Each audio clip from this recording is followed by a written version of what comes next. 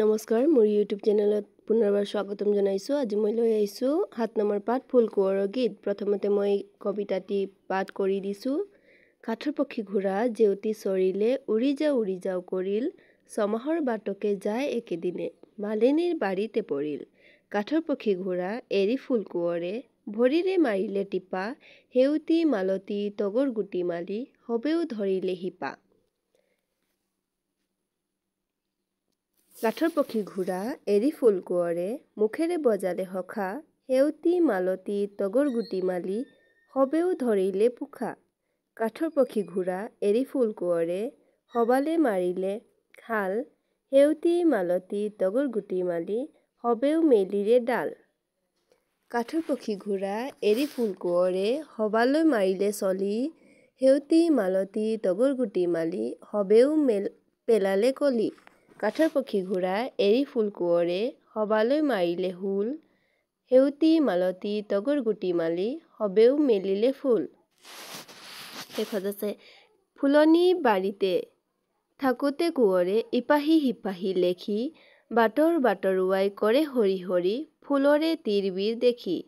ই বোলে মালিনী সি বোলে মালিনী তোৰ দশা ভাল হল বাৰে বছৰীয়া শুকান ফুলৰ বাৰী ফুলি তমস্কাৰ হল।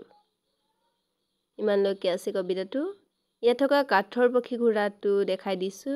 এইটো হৈছে কবিতাত উল্লেখ থকা কাঠৰ পক্ষী ঘোঁৰা। গীত মানে কবিতা কৈ আছো মই। ইয়াৰ পাছতে আছে প্ৰশ্ন উত্তৰ। শব্দবোৰ বিচাৰি লিখিব লাগে। শব্দ দিছে টিপা হাল চলি হুল দশা সখা তমস্কাৰ। মই লিখি দিছো। এই পাতত থকা শব্দৰ পৰাই লিখিব লাগে। শব্দবোৰ মই লিখি দিছো। আপোনালোকে ভিডিঅ'টো ষ্টপ কৰি মানে জুম কৰি কিনে চাই ল'ব। তাৰপাছত আছে উত্তৰ দিয়া। ফুল কোঁৱৰে উঠি যোৱা ঘোঁৰাটো কিহৰ আছিল? মই প্ৰশ্নৰ উত্তৰ লিখি দিছো। ফুল কোঁৱৰে উঠি যোৱা ঘোঁৰাটো কাঠৰ আছিল বুলি। তাৰপাছত ঘোঁৰাত উঠি গৈ ফুল কোঁৱৰ ক'ত পৰিল? ঘোঁৰাত উঠি গৈ ফুল কোঁৱৰ মালিনীৰ বাৰীত পৰিল। ফুল কোঁৱৰে ছমাহৰ বাট এদিনতে কেনেকৈ পালে?